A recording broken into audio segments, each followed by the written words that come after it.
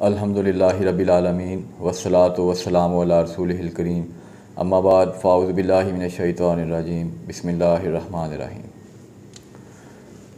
ख़वातीन व हज़रात, मैं हूँ सैयद मोहम्मद अली, दी इक्लेक्टिक काउंसलिंग सेंटर इस्लामाबाद से। मेरे पास कुछ केसेस ऐसे आए हैं जिसमें ये बताया गया है कि हमने मेडिकेशंस इस्तेमाल की नफसियाती बीमारी के लिए, और यूँ ही हमने मेडिकेशंस छोड़ी तो मेडिकेशंस छोड़ने के बाद हमारी नफसियाती बीमारी वापस आ गई। और बाद केसेस में ऐसा भी बताया गया है कि मेडिकेशंस यूज़ करने के बाद नफसियाती बीमारी और ज़्यादा बढ़ गई। तो देखें, जब भी नफसियाती मसला पैदा होता है तो उसके पीछे रीज़न्स क्या होती हैं। बाज़ औक़ात तो जेनेटिक मसाइल होते हैं, बाज़ औक़ात बायोलॉजिकल इशूज़ भी हो सकते हैं, लेकिन ज़्यादातर जो नफसियाती बीमारियां हैं वो अमूमन हमारे हालात की वजह से शुरू होती हैं।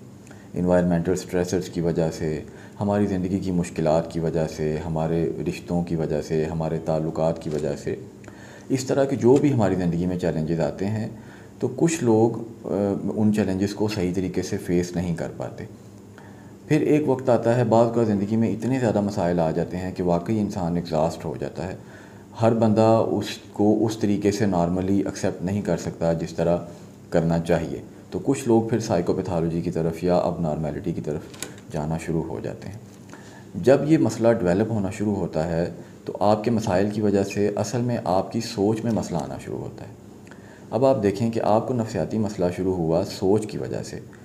आप उसकी दवाइयाँ खाएँ वक्ती तौर पे, एक आसान अल्फाज में अगर मैं बात करूँ तो आप वक्ती तौर पे दवाइयों के ज़रिए दिमाग को सुन कर देंगे, लेकिन आपके मसाइल वहीं के वहीं मौजूद हैं और उन मसाइल की वजह से आपकी सोचें भी वहीं की वहीं मौजूद हैं।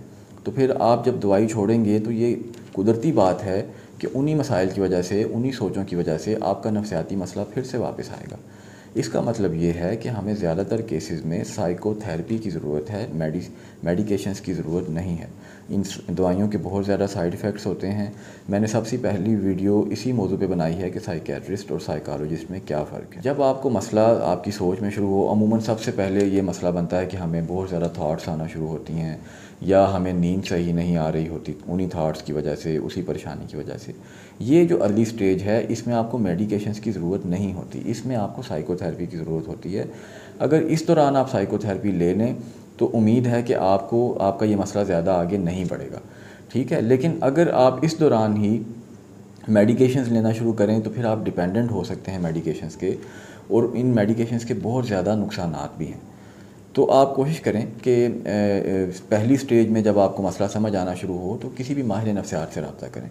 दूसरी बात यह है कि जब मसला अगर एक हद से ज़्यादा बढ़ गया है और किसी शख्स में इतनी भी अब उसकी वो यानी इतना भी वो नॉर्मल नहीं रहा कि वो साइकोथेरेपी ले सके या माहिर नफ्सियात से बात कर सके, तो फिर हमें वाकई चंद दिन के लिए उसको दवाइयाँ देनी पड़ सकती हैं, और वो दवाइयाँ आपको साइकियाट्रिस्ट देगा। लेकिन उन दवाइयों के इस्तेमाल के बाद ऐसा नहीं है कि आप सिर्फ दवाइयाँ इस्तेमाल करें और फिर बात ख़त्म। उन दवाइयों के इस्तेमाल के बाद जब आप थोड़े से नॉर्मल होना शुरू हों तो उसके बाद आपको साइकोथेरेपी की बहुत ज़्यादा ज़रूरत है।